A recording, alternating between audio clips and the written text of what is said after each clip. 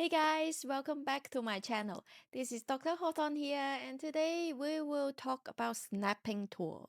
So I have always asked you to try doing perfect alignment with the orthographic view. We can go to front orthographic with 1, right orthographic with 3, top orthographic with 7, and the counter orthographic with control or command 137, right? But there is another tool for you to get alignment even more perfectly, and it's faster, and also it is very flexible. And with the Blender 4, we have another even more flexible function, and you don't have to turn it on and off. So in this tutorial, we are going to talk about how we can make use of snapping tool. Now we're back in Blender, and you can see that the snapping tool is actually like a magnet, and you can see the icon here, which is really like a magnet that is on top of the screen, in the center on top of the screen. It is always here, and if your mouse is hover above it, you will see snapping during transformation, and the shortcut Shift Tab. So Tab is to go to edit mode, but Shift Tab is turning on the magnet tool. Sometimes when we are using too much the keyboard to help us, and when we are not quite experienced in operating this software,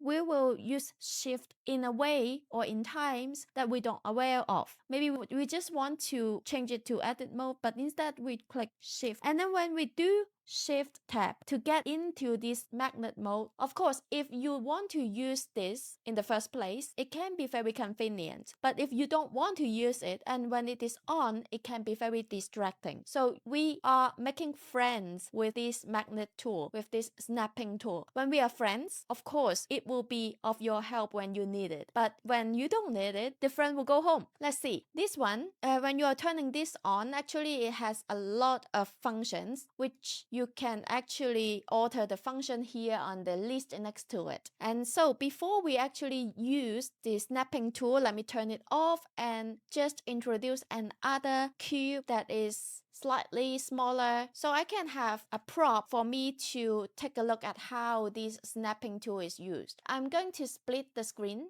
into two so you can see it better. One is from the top view and the other one is just perspective view.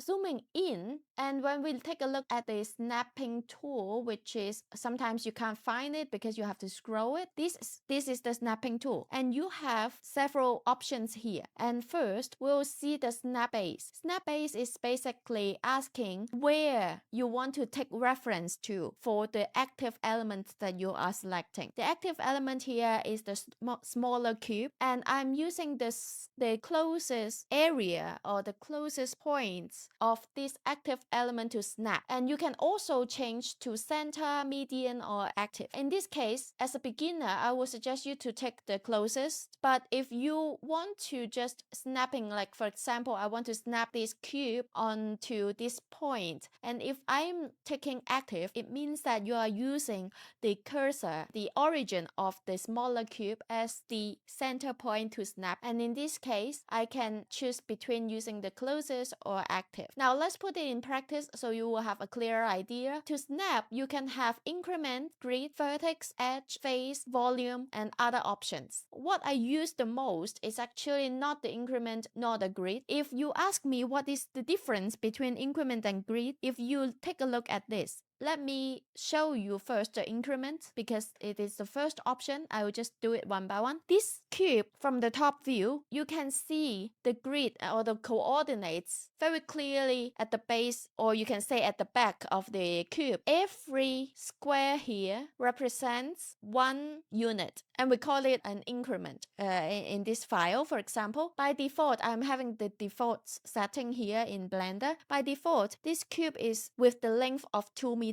And you can see that for each length, each edge, you have 20 smaller square here. Each increment is 10 centimeter. And in this case, if I'm snapping the increments, I'm snapping this. Actually, I'm snapping you see the origin of this cube to the grid that we can see behind. You don't see it very clearly, but I can also turn on the X-ray for you to see clearer. Focus on this origin point, and if I move my mouse, it's going exactly 1 unit away. And this is increments. if I'm going to snap it to the grid, and when I move, it's also going 1 unit away. So why is that? What is increment exactly? It's the same as grid? No. Actually, if we are taking the snapping tool to increment, and let me just shut it down for now. If I'm just moving it to the center or just more to the side, so you can have a clear idea, to the side of the grid. And if I turn on the snapping tool, and now I have the snapping tool on and increment, when I move the mouse, the mesh with my mouse, you see it's jumping exactly 1 unit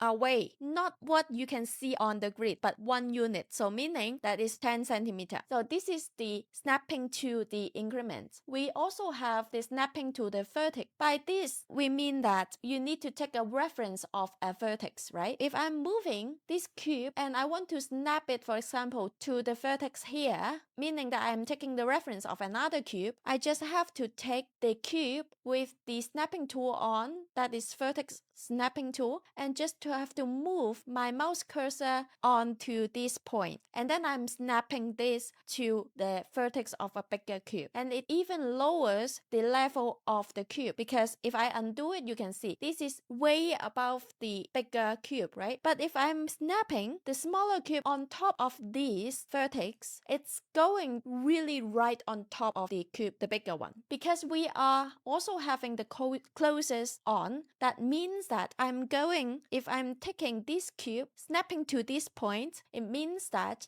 I am going to snap not this vertex of the smaller cube to this point, because this one is actually the closest to this point, not even the top one. The top one has a diagonal angle, right? This is even further. We are talking about the distance from the top angle, the vertex, to this vertex, and the bottom vertex to this vertex. So this vertex at the bottom is the closest to the diagonal vertex here on the bigger cube. So if I am taking the closest and vertex snapping tool, grabbing the smaller cube, snapping here, I'm perfectly snapping this at the corner of the bigger cube. The difference between closest and active is here. When I change it to active, I'm not taking any closest vertex now. I don't care if this one is closer to the diagonal vertex than this one. What I'm taking is the origin. It doesn't necessarily have to be at the center of the cube, but for now, yes, it is. The origin of the smaller cube is going to be snapped to this diagonal vertex. So I'm grabbing it, and if my mouse is on top of this vertex, you see what happened? I'm snapping the center of the smaller cube to the vertex of the bigger cube. So this is how we can have the flexibility of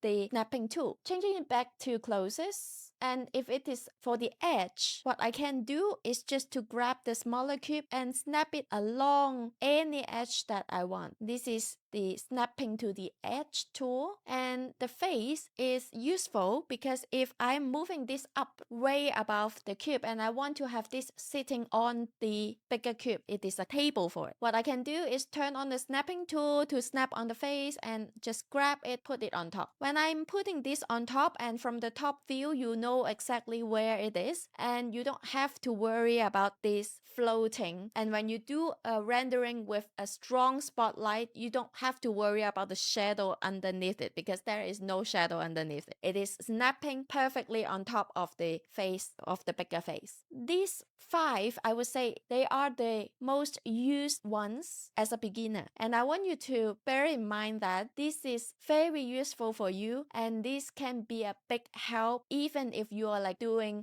other functions. If you're using other functions, for example, if you are using Boolean, which I will introduce to you later, that this snapping tool is going to be a big help. And then to end this episode, there is another function I want to introduce to you, and you don't even have to turn on this snapping tool. What is that? Let me close this join right. For example, if I want to just snap this vertex to the vertex here, what I can do is to use a shortcut, and this shortcut is only available after Blender 4, which is very handy, and people often forget about it because we have the ordinary snapping tool. But here we go. I want to snap this vertex here, right? So what I need to do is, of course, grabbing it, trying to get this closest to this snapping to this vertex. I can do from the top view and just put it here from the side view and just to grab it on top. It looks perfect, but it is not perfect.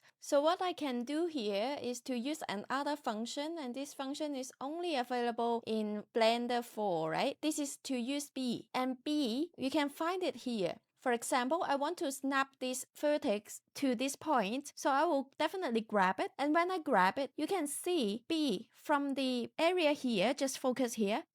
B is to set the snap base. So when I hit B directly, immediately, then you can see the orange square here, right? So you can use this to select the vertex here.